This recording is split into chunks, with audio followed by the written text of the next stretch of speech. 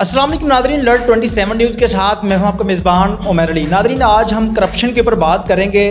Anti corruption की team ने बड़ी कार्रवाई करते हुए उन सब इंस्पेक्टर को गिरफ्तार किया जो कि अवाम से रिश्वत लेते थे। ऐसे चोर जो 5,000 में 10,000 में अपना मान तक भेज देते हैं, ऐसे चोरों को पकड़ा। और उनके लिए सबसे बड़ी शर्म की बात यह है कि जिस थाने के अंदर वो हुक्मरानी करते हैं वहाँ में जो कांस्टेबल हैं वही इनको हथकड़ी लगाते हैं और उसी हवालात के अंदर बंद कर दिया जाता है। जिनके ऊपर दफात लगा के जिस हवालात के अंदर बंद करते हैं उसी हवालात के अंदर उन SHO को, उन सब इंस्पेक्टर को, उन तफ्तीशियों को लेते रंगे हाथों पकड़ लिया जाता है, उसी हवालात के अंदर बंद कर दिया जाता है उसी थाने के अंदर। ये एक वाक़या लाहौर के एक थाने के साथ पेश आया कि एंटी करप्शन की टीम ने बड़ी कार्रवाई करते हुए उन चोरों को वक्त वक्त पुलिस वालों को गिरफ्तार किया जो कि अवाम से रिश्वत ले रहे थे और रंगे हाथों पकड़े गए।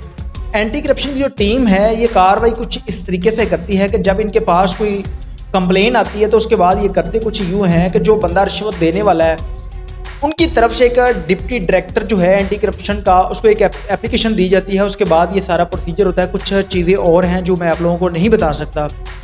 उसके बाद एक टीम तश्कील दी जाती है। जब वो बंदा रिश्वत देता है किसी भी SHO को, किसी भी महकमे, चाहे वो एजुकेशन का है, चाहे वो पुलिस का है, चाहे किसी भी महकमे का है, जब वो किसी भी महकमे के ऑफिसर को रिश्वत देता है तो बैकअप पे उसी टाइम कार्रवाई करते हुए एंटी करप्शन की टीम कार्रवाई करती है और उस SHO को, उस महकमे के ऑफिसर को फौरी गिरफ्तार कर लिया जाता है। अगर तो वो पुलिस का है तो ज़ाहिर सी बात है उसी थाने के अंदर उसको बंद कर दिया जाता है। अगर वो पुलिस का नहीं है, किसी और महकमे से है, तो एंटी करप्शन की टीम जो है वो पुलिस को इन्फॉर्म, ज़ाहिर सी बात ये भी है कि एजेंसी है, पुलिस है, तो ये बाकी मुतलका थाने को इत्तला करते हैं और वहाँ पर जाके उस मुलज़म को गिरफ्तार कर लेता है। ऐसा ही वाक़या कसूर के इलाके खुड़िया में आया जब एक सब इंस्पेक्टर ने 16,000 रुपये रिश्वत ली और रिश्वत जैसे ही उसने रिश्वत ली है तो फौरी एंटी करप्शन की टीम ने कार्रवाई करते हुए उस सब इंस्पेक्टर को पकड़ा और उसी थाने का कांस्टेबल उसके साथ उसको हथकड़ी लगाता है और वहाँ पे खड़े होकर उसके साथ सेल्फी बनाते हैं, फिर उसको सोशल मीडिया के ऊपर अपलोड करते हैं। कुछ तस्वीरें मैं आप लोगों को भी दिखाऊंगा कि जो कि इस तरह से कुछ हुआ है कि लाहौर के अंदर जिन सब इंस्पेक्टर ने रिश्वत ली और एंटी करप्शन की टीम ने बड़ी कार्रवाई करते हुए उनको पकड़ भी लिया है। और उसके बाद कई ऐसे थाने हैं जहाँ पे एंटी करप्शन जो टीम है, कई ऐसे महकमे हैं जहाँ पे ये इस तरीके से कार्रवाई करते हैं और सोशल मीडिया के ऊपर मीडिया भी इसमें बड़ा किरदार अदा करती है। और सैयद इकराल हुसैन ज़्यादा उन्होंने प्रोग्राम किए और बड़े बड़े इंस्पेक्टर, SHO, DSP, DPO तक उन्होंने मुअत्तल करवाए।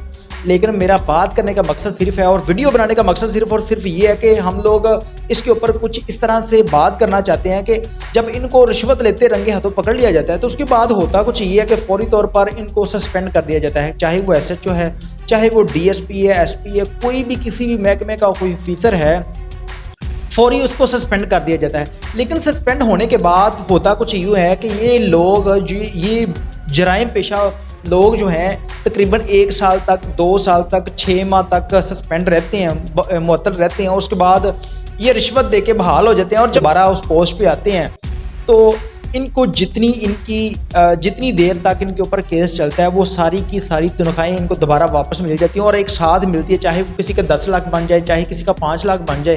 तो मैं पूछना चाहता हूँ कि हमारी हुकूमत से और कानून दानों से कि ये किस मुल्क का, किस जगह का कानून है कि एक बंदा रिश्वत ले रहा है, उस रिश्वत लेने के बाद उसको रंगे हाथों पकड़ा गया, उसको सस्पेंड कर दिया गया, तो फिर जब वो दोबारा अपनी जॉब के ऊपर आता है तो उसको सारी तनख्वाहें भी दी जाती है, उसके ऊपर कोई एक्शन भी नहीं लिया जाता।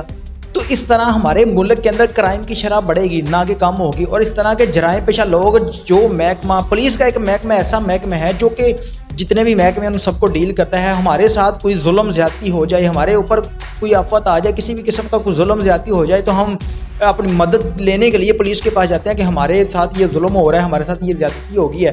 तो जब इस पुलिस के महकमे के अफसरान इस तरह के निकलेंगे, मैं सारे पुलिस वालों को गलत नहीं कहता, जब पुलिस वाले इस तरह के निकलेंगे तो हमारे गरीब लोग कहाँ पे जाएंगे?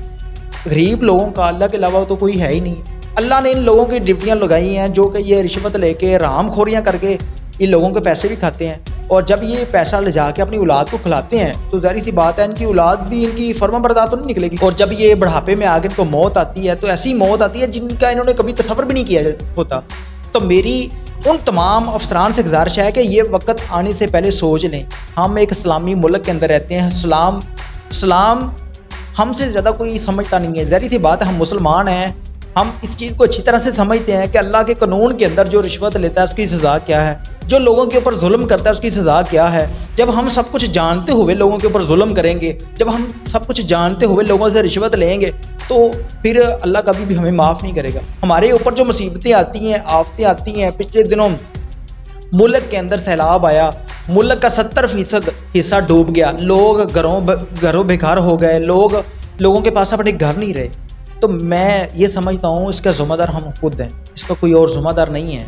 हम समझते हैं कि जी डैम बना लिए जाते तो शायद हमारा मुल्क बच जाता, ये काम कर लिया जाता तो शायद हमारा मुल्क बच जाता। लेकिन मैं समझता हूँ कि अगर हम अपनी हरकतें ठीक कर लें, हम अपने आप को ठीक कर लें, हम अपने अखलाक को ठीक कर लें, तो हमारे ऊपर ना तो कोई आफत आएगी। जब जिस तरह हम इस्लाम से दूर होंगे उस तरह हमारे ऊपर मुसीबतें भी आएंगी, उस तरह हमारे ऊपर आफतें भी आएंगी। और मेरी तमाम उन आला अफसरान से गुजारिश है कि खुदा का खौफ करें। जो रिश्वत के पैसे आप लेते हैं वो कहीं ना कहीं आपके निकल जाते हैं। कुछ फुटेज हैं मेरे पास, मैं वो भी आप लोगों को दिखाऊंगा। ये स्क्रीन के ऊपर आप फुटेज देख सकते हैं। ये सब इंस्पेक्टर हैं जिन्होंने रिश्वत ली है और इनको पकड़ लिया गया और एंटी करप्शन की टीम ने पकड़ा है। ये भी मैं स्क्रीन के ऊपर आप लोगों को दिखा रहा हूँ, ये आप देख सकते हैं। और मेरी तमाम जो हुकूमत के नुमाइंदे हैं, कानूनदान हैं, उनसे गुजारिश है कि कोई इस तरह का कानून बनाएं ताकि जो बंदा एक दफ़ा रिश्वत लेता पकड़ा जाए, दोबारा वो कभी अपनी नौकरी पे ना आए, कभी उसको वो नौकरी ना मिले, उसके पूरे ख़ानदान में किसी को सरकारी नौकरी ना दें। जब ये कानून बन जाएगा तो कोई भी बंदा रिश्वत लेते हुए किसी गरीब के ऊपर जुल्म करते हुए सोच समझ के करेगा, जिसमें उसकी ज़ात का भी नुकसान होगा, उसके ख़ानदान का भी नुकसान होगा, उसका भी नुकसान होगा। ये लोग करते कुछ यूँ है कि गरीबों के ऊपर जुल्म करते हैं और सरेआम रिश्वत लेते हैं, कहते हैं चलो जी कोई नहीं, पकड़े गए तो कोई उनके पास अफसरान जिन्होंने मुअत्तल करना होता है ये मंथली उन लोगों को भी देते हैं। हमारे मुआशरे के अंदर ये अलमिया बन गया है और हम लोगों ने क्राइम के ऊपर बहुत ज़्यादा प्रोग्राम किए। हमारे मुल्क के अंदर क्राइम की शरह दिन ब दिन इस वजह से बढ़ती जा रही है। और इसके अलावा हम लोगों ने नशाइयों के ऊपर, नशा बेचने वालों के ऊपर कितने ज़्यादा प्रोग्राम किए, क्या हुआ है? आज तक कुछ नहीं हुआ। अगर कोई नशा बेचता पकड़ा भी जाता है तो अगले दिन उसकी ज़मानत हो जाती है। तो खुदा का खौफ करें, जो बंदा लोगों की ज़िंदगियां बर्बाद कर रहा है उसको आप ज़मानत दे रहे हैं, तो क्या ये मुल्क कभी भी सुधरेगा? कभी नहीं इस तरह होगा। हमें फ़िक्र करनी चाहिए इस बात की कि हम लोग दिन ब दिन नुकसान की तरफ जा रहे हैं, फ़ायदे की तरफ नहीं जा रहे। अगर आप लोग मेरी इस बात से मुतफिक हैं, मुतमिन हैं, आप लोगों ने कमेंट सेक्शन के अंदर मुझे ज़रूर बताना है।